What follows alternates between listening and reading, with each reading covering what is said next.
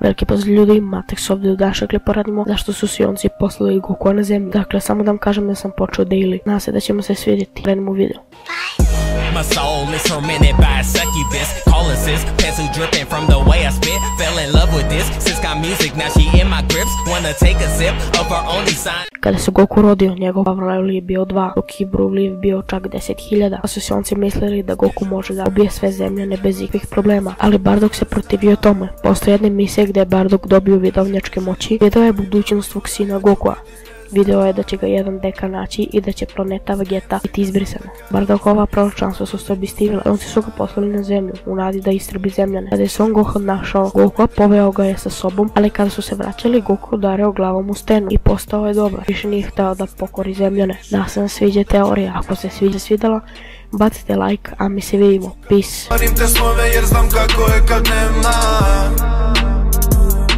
Ove kojim nikad nije dosta, više ne mogu da gleda.